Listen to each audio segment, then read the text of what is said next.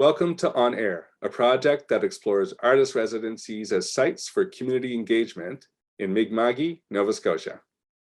We had small scavenger hunts around the town and we put up posters for that kind of stuff. And we had an Instagram, and the community that came by to just like say hi, wave through the windows, or come up and see the space, it was like overwhelming in the best way. Like the community members were so intrigued by what we were doing.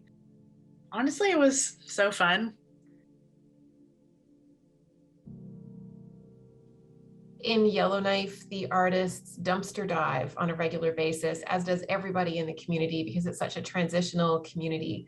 And of course, it's a delight for artists because they can find just about everything they need. So what the artists decided to build on this empty lot was a community fire pit that didn't involve fire. And so they built these structures out of bicycle wheels and other parts and had them turning, lit from the inside. So it created this sense of like a fire flickering, and they were vast. And then out of a bunch of pallets, they created benches and this like 2-tiered level of seating around the fire pit. So that night we celebrated. So they got me connected with a person who's like an advocate for the disability community, and we created an art group for visually impaired and blind people to make visual art. We met weekly and become a close-knit community, and towards the end we started having like monthly potlucks and like extending our time together, not just doing art making, and that was a real highlight for sure. I still have connections to these folks, and it really deepened my understanding of living with visual impairment and technology and things that can be, and adaptions, and how to make art more accessible. What I did was use the money to create a lot of content, so that got done. I guess that was my community connection, because then I was able to pay other artists in the community. So in that way, I guess that's like my community connection with the residency. Yeah, and it would have been artists that maybe wouldn't have been reached out to if someone else would have won that, So I had a different kind of demographic as far as like artists and genre.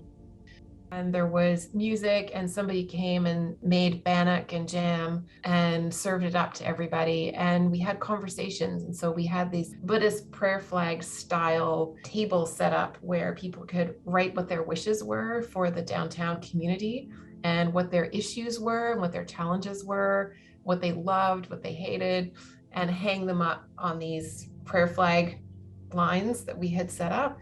And everybody came in that place. And I was also doing a series of portraits of people who were frequenting that space. So there was a big screen that showed all the portraits. It just was this coming together of community in the most delightful way. The moments of engagement that happen with those people, and when you see people taking risks and coming to understand art in different ways, it's amazing what folks get, what the artist gets out of that, what the community members get out of that. It's a really great cross-pollination that happens. I think I get calls monthly, sometimes weekly, of organizations who want to have residencies, but there's a huge component that's educating those partners of what a residency is. A lot of past partners that we've had, it's been, the artists are really excited to engage with a community, and we have an MOU, we have it all laid out of what the expectations for both sides are, but what some of the partners have wanted is like a mural. That's the community engagement. It's like these artists have practices that are very diverse and have very different ways of approaching community, engaging with people. Having an artist in your community isn't just to use them for beautifying their city, your town, or hosting visiting the kindergarten class at your local school. That can be part of it, but there's like so much more things that can happen. I spend a lot of time educating people in community about how various art practices can become a part of what they're doing, and how that works, and what is needed. And the joke is that I'm always trying to stamp out murals. They have no understanding of what it would, to create a piece of art that you would want to have any staying power in a public arena. And even like, what's the succession planning on that? Are we painting over it in 10 years, in 5 years? Is it an annual thing? Like, what are we? No idea. They just feel like a mural would be great. And so it's almost never a good idea because the amount of planning that has to go into making it a good idea, we don't have time for. Like, that's, you need far-reaching folks who are thinking about, at least 10 years forward and into this community. But that's just, I think, a piece of the ongoing education of folks that we're always doing. And when you do, in talking about managing expectations, when we do it well, and I think most often we do, they come to understand what it is that we can bring and what the artist can bring, and how it might be quite different than what they imagined on the first day that they thought about having an artist in their space. Because it was run by another organization in partnership with two organizations, it had a much more formal feel to it in terms of the organization. So there was a really lovely structure that was already in place and very clear expectations for the artist's responsibility, and down to the amount of hours that they were expected to spend on their own practice and in the community. And you had to live up to that. Through like an application with your CV and show some of your work, and I guess share like your ideas of how you were going to participate with the community and what projects you were thinking of doing and how you were gonna work with the community as well. And then you just got selected. Wanted me to work full-time as a summer camp person running art camps. It was about like 13 an hour. Like, it was not enough compensation whatsoever, and especially I was not paid to prepare anything. You're just paid for the hours that you're there.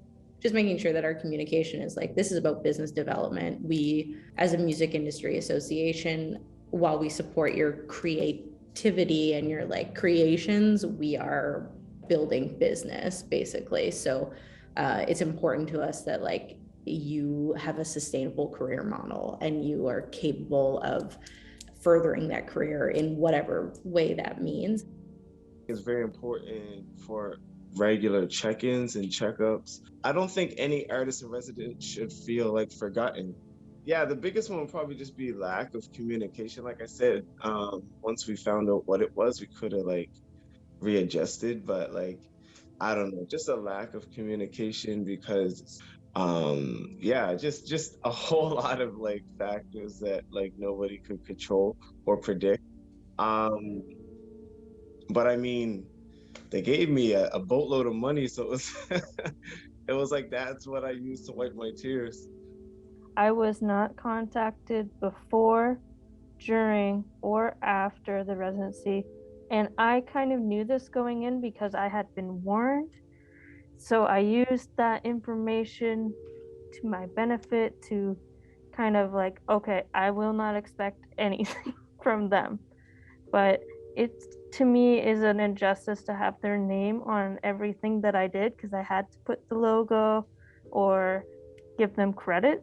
But like, what for? But on the other hand, I would share like our successes on social media for sure, and that's just kind of difficult because it's like they're taking credit for our hard work despite their lack of involvement. There was a point at the very beginning of the residency where we had someone say, we're going to be doing some Zoom calls and we'll check in every 2 weeks, and then after that we never heard from them. And then when we were trying to ask them for help or to spread word about something, literally anything, this tiniest little bit of information, it would be like contacting in a circle, not getting anywhere because everyone kept telling us, that's not my job. I have no idea. And so then there was a point where we said, so nobody knows what's happening. Who do we contact? We've worked really hard over the last couple of years to build trust and help people feel more secure in and hopefully helping them see that like we care about them and we're not just trying to do things to move money through our organization to them or to other organizations. We're trying really hard to like be thoughtful in the events that we're putting on, be thoughtful in the programming that we're doing, and being thoughtful in the money that we're giving people. For us, we are constantly just trying to get folks to engage and get people to trust us again. The most negative thing has been feedback from students has been, it feels like I'm here for free labor. And that, you know, I have a plan, you have a plan, you and the organization has agreed on a plan, but then there's all of a sudden all of these other things that I'm expected to do that I'm feeling pressure to do. I don't know how to say no, or there's all of a sudden people they want to use my studio when I'm not in it for something. These are the there's an issue around boundaries, there's an issue around volunteerism or free labor. It was nice to have like a group of like your core people to be able to like talk things through, even if it was just like the tiniest bit. Going grocery shopping together, that was really fun. It was like the little things, but it was also super nice to be able to go through all the drama, all the you know, just go through everything with other people, to be like, I'm not going through this alone. And then obviously being able to talk about your art with other people and kind of like work through your problems, or if you needed something like a tool or something to like make whatever, it was nice to be able to have other people that could help you find that or make it yourself, or, you know, have a really brave person in the group to go and ask somebody out in the community for you. So that was nice. Moving forward, like, you know, to me, this should be a collaborative exercise where we're not setting up these supports for artists to essentially just like breeze through. We're setting them up to bring them in to be a part of the community, to interact with the members who are in our center, with the folks who come to the center and might want to, you know, have a studio visit. We're setting them up for success to encourage future artists to get inspired and excited about being practitioners. It's really nice to be paid as an artist in residence. You don't often actually get paid for your work. So to be validated financially as opposed to expected to just give was really meaningful. We had an anonymous donor pay for our rent at the residency, but that was only because of COVID, because they wanted us to be able to still participate, because a lot of us were out of jobs. So someone very kindly was paying our rent, but other than that, no compensation. But we had like a beautiful studio space. I was not compensated through the residency itself. I got a Canada Council grant to cover my expenses during the time there. So that was through the museum, and the director there was amazing. So I was able to access their archives, their archivist. You know, I had connections to the newspaper, to media who did an interview and talked about it. And so then because of that validation to the public, it was much easier for me when I was chatting with all of the business owners that I was approaching. The place where the artist was living was like a little stone guest house of an established artist who was in the community, and they became like this amazing conduit for connecting them to other artists and conversations. And so anytime that you can put in that, and they were in no way a formal part of the mentorship of this at all, but they became this incredibly important resource for that artist about connecting with this whole realm of people in that part of the province. They got to know this whole art community through this senior artist. It was just so nice to connect with the artists that kind of were going through like the same thing that we were going through, but like on such a different level, and hearing their stories of like all the fun things that they got up to during their time. And it was nice to hear the community members tell us how much the residency affected them and how much they love having the artists come around every year and how exciting it is for them. As far as like community, I'm not sure another Black artist won before I did. So that was probably the biggest thing, like, you know, like to bring back to my community and to the people that I communicate with every day. The residency, they kind of expected us to do like workshops with the community, but for a lot of people starting or running their own workshop, if you've never done it before, it can be very daunting. Like, where do you start? It seems like it would be different for different age groups. So kind of how do you communicate effectively to like different age groups and like through different mediums? Just like the basics. Doesn't have to be anything like super in depth.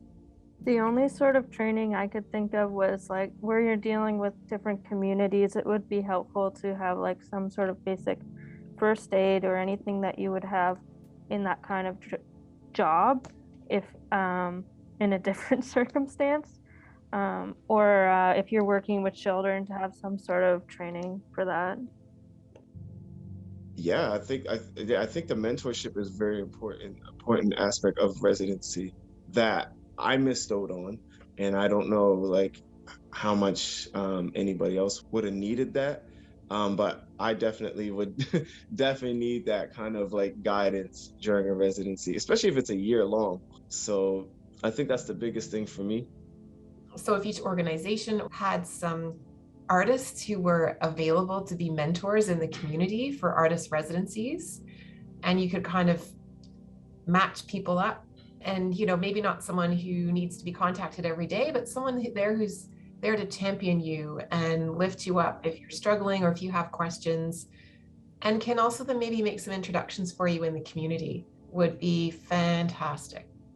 I think advocacy to federal and provincial granting organizations to fund residencies, I find it's the hardest thing to get grants for. Yeah, I think just funding, and our biggest thing is more support from the government to support artists. And I think as folks who work in the space of supporting artists, like, we need to be mindful of, you know, what that labor actually means for someone. Like, you know, a contract is a contract. If you're asking for extra work, that's another contract. That's an entirely different set of obligations. Duplication. I feel like so many of us, and even people on here, we're duplicating opportunities for artists. There's a lot of us who have a very similar mandate of like focusing on emerging artists or focusing on new grads or art in schools. And a lot of us are kind of, and we're in the very same street even, or community. Like, how can we, instead of duplicating the work, how can we combine our resources to support each other so that there is a very, like, so in turn we're being better support for our artists and helping them grow. The feedback thing is like very helpful. I don't know why I didn't think like, oh, I should just like ask them how it went for them. But yeah, we kind of have to like revamp the whole model. But there's, I think, a really valuable conversation to have about apprenticeship and the way that apprenticeship works in the trades and in certain other industries can be so beneficial to folks.